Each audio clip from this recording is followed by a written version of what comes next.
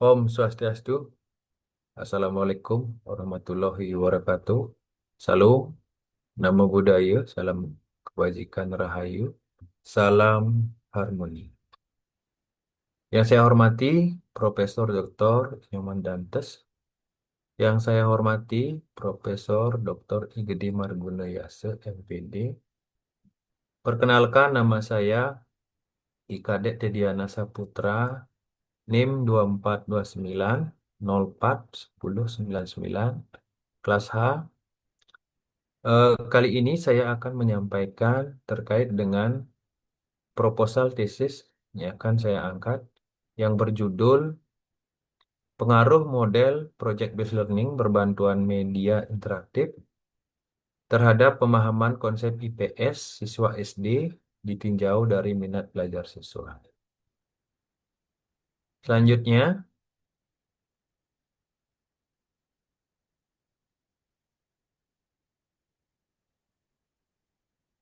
latar belakang masalah.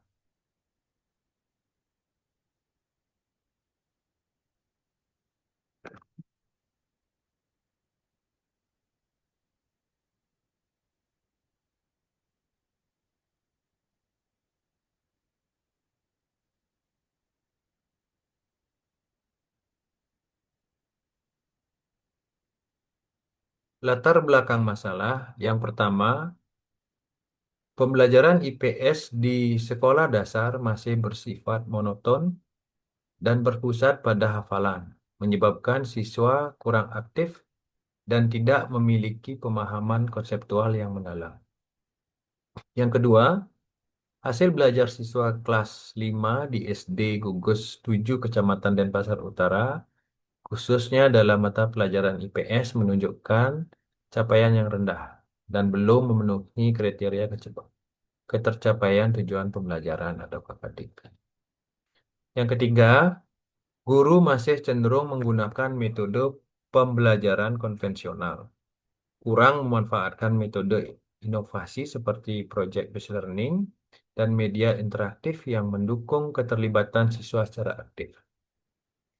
Yang keempat, minat belajar siswa masih bervariasi dan menjadi faktor penting dalam memenuhi pemahaman konsep IPS, sehingga diperlukan strategi pembelajaran yang mampu menumbuhkan minat sekaligus meningkatkan pemahaman konsep secara efektif. Selanjutnya, rumusan masalah dan tujuan penelitian. Yang pertama, apakah terdapat pengaruh model project based learning berbantuan media interaktif terhadap pemahaman konsep IPS siswa kelas 5 SD? Yang kedua, apakah terdapat pengaruh interaksi model project based learning berbantuan media interaktif? Yang ketiga, pada siswa yang memiliki minat belajar tinggi, apakah terdapat pengaruh model project based learning berbantuan media interaktif terhadap pemahaman konsep IPS siswa kelas 5 SD?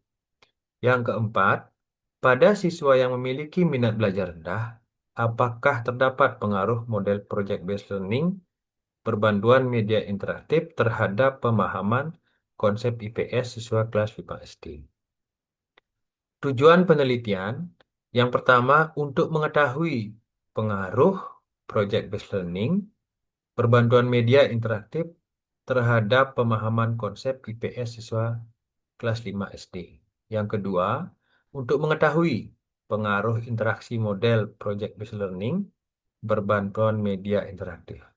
Yang ketiga, untuk mengetahui minat belajar tinggi, apakah terdapat pengaruh model project based learning berbantuan media interaktif terhadap pemahaman konsep IPS siswa kelas 5 SD. Yang keempat, untuk menganalisis minat belajar rendah, apakah terdapat pengaruh model pembelajaran project based learning berbantuan media interaktif terhadap pemahaman konsep IPS siswa kelas 5 SD. Selanjutnya, manfaat penelitian. Yang pertama yaitu manfaat teoritis. Peneliti Penelitian ini dapat memberikan kontribusi terhadap pengembangan ilmu pendidikan khususnya terkait efektivitas pendekatan Project Based Learning atau PJBL dan menggunakan media interaktif dalam pembelajaran IPS di sekolah dasar. Selain itu, peneliti ini juga mengharapkan dapat memperkaya kajian literatur mengenai hubungan antara minat belajar siswa dan pemahaman konsep dalam pembelajaran berbasis proyek.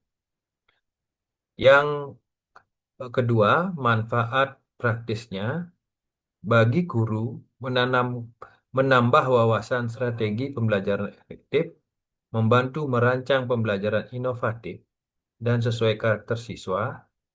Bagi siswa, mempermudah pemahaman konsep IPS, meningkatkan kreativitas berpikir kritis dan kolaboratif. Yang selanjutnya, bagi peneliti lain, referensi untuk penelitian lanjutan tentang PJBL, media interaktif, dan kreativitas siswa. Selanjutnya, kajian teoritis. Yang pertama, terkait dengan Project Based Learning, metode pembelajaran yang melibatkan siswa secara aktif dalam menyelesaikan proyek nyata untuk membangun pengetahuan dan keterampilan. Di sini ada tahapannya terkait dengan siswa aktif dan mandiri, kemudian fokus pada 4C, yang ketiga langkah, proyek, presentasi, dan refleksi. Selanjutnya, peran guru di sini adalah sebagai fasilitator atau pendamping, memberikan umpan balik. Untuk yang kedua, terkait dengan media interaktif. Media interaktif di sini adalah sarana pembelajaran berbasis teknologi yang memungkinkan interaksi langsung antara siswa dan materi pembelajaran. Nah, bagian di sini adalah menyediakan eh, visual menarik, navigasi mandiri, dan umpan balik secara real time. Kemudian yang kedua, membantu menjelaskan konsep abstrak dengan cara menarik. Yang ketiga, contohnya yaitu quizzes, video interaktif, presentasi dengan animasi aplikasi pembelajaran, dan lain-lain. Nomor tiga, pemahaman konsep. Kemampuan siswa memahami isi materi, menjelaskan dengan kata-kata sendiri, dan menghubungkan dalam konsep baru. Di sini dapat dijelaskan buku bukan sekedar hafalan, tetapi mampu menerapkan dan menganalisis. Yang kedua, indikatornya menjelaskan, memberikan contoh, menghubungkan dengan pengalaman, transfer konsep. Selanjutnya, dasar berpikir kritis dan pemecahan masalah. Itu eh, indikator-indikatornya. Selanjutnya, pemahaman konsep. Kemampuan siswa memahami isi materi, menjelaskan dengan kata sendiri dan menghubungkannya dalam bentuk konteks baru. Nah, di sini ada tiga. Yang pertama, bukan sekedar hafalan, tetapi mampu menerapkan dan menganalisis. Indikatornya menjelaskan, memberikan contoh, menghubungkan dengan pengalaman, atau transfer konsep, terakhir dasar berpikir kritis dan pemecahan masalah. Nah, terkait dengan yang kelima, minat belajar. Keinginan dan perhatian siswa terhadap kegiatan belajar yang membuat mereka aktif, antusias, dan tekun dalam memahami materi. Di sini ada tiga, ada empat, terbentuk dari motivasi dan pengalaman belajar, kemudian cirinya aktif, antusias, dan tekun. Faktornya ada faktor internal dan eksternal, kata kuncinya yaitu keberhasilan belajar. Nah, sekarang lanjut terkait dengan penelitian relevan. Nah, di sini ada 9 penelitian yang relevan terhadap penelitian yang saya buat. Yang pertama yaitu peneliti Lestari Yuliani tahun 2021. Fokus penelitiannya adalah penerapan PJBL untuk meningkatkan keterampilan berpikir kritis siswa SD. Kemudian keterkaitan dengan penelitian saya itu sama-sama menggunakan model PJBL dan pendekatan kontekstual. Yang kedua, penelitian Bells tahun 2010, PJBL dalam mengembangkan keterampilan PACE dan motivasi belajar. Keterkaitan terhadap penelitian saya yaitu menekankan PJBL dalam pembangunan keterampilan abad 21. Yang ketiga, ini dari peneliti Lamer et al. Tahun 2015. PJBL efektif meningkatkan pencapaian akademik di berbagai bidang. Nah, ini sama-sama mengkaji efektivitas PJBL termasuk untuk IPS. Yang keempat, Rahmawati tahun 2022. Di sini media interaktif berbasis web dalam pembelajaran IPS. Itu fokus penelitiannya. Kesamaannya itu sama-sama menggunakan media interaktif dalam pembelajaran IPS. Kemudian penelitian yang dilakukan oleh Handayani, fokus penelitiannya multimedia interaktif untuk meningkatkan motivasi belajar pembelajaran sosial. eh, Terkait dengan ini, itu sama-sama fokus pada media interaktif dalam pembelajaran sosial. Yang keenam, Munir tahun 2020, yaitu fokus penelitiannya media interaktif sebagai jembatan teknologi dalam pembelajaran. Nah, keterkaitannya sama-sama mengkaji media digital untuk pembelajaran yang intensif. Kemudian, Fitchet dan Hefner tahun 2017,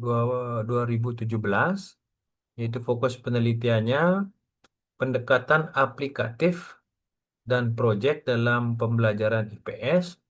Di sini sama-sama berbasis proyek dan aplikatif untuk meningkatkan keterlibatan siswa.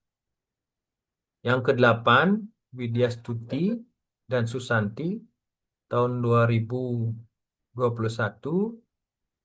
yang fokusnya pembelajaran konseptual berbasis proyek dan konsep IPS pada konsep IPS. Di sini sama-sama meningkatkan pemahaman IPS melalui proyek. Yang terakhir yaitu NCSS tahun 2017, yaitu fokusnya proyek dan inquiry dalam IPS untuk membentuk karakter warga negara.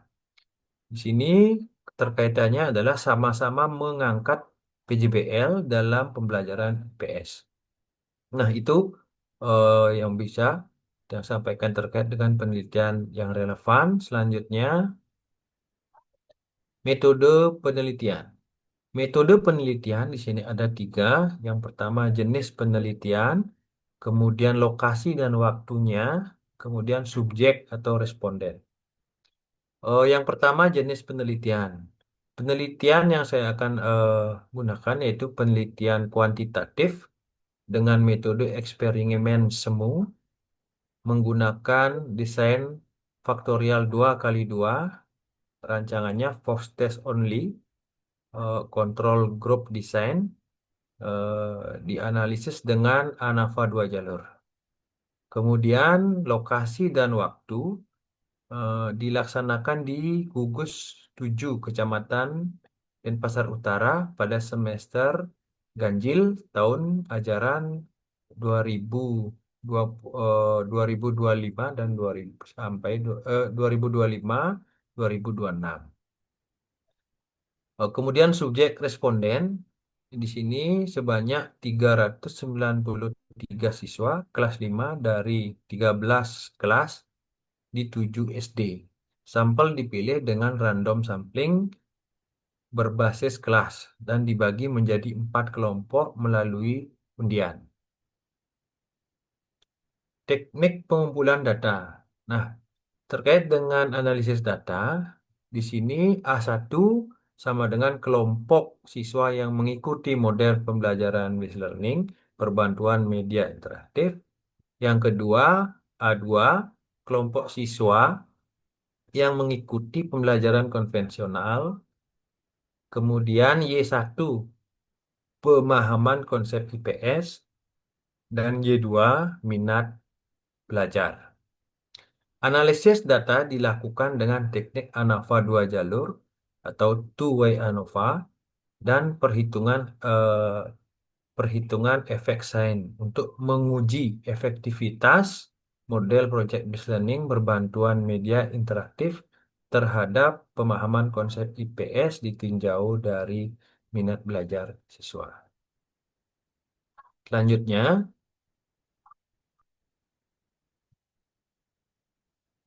eh, itu yang bisa saya sampaikan. Terima kasih atas waktu. Om Santi Santi Santi Om.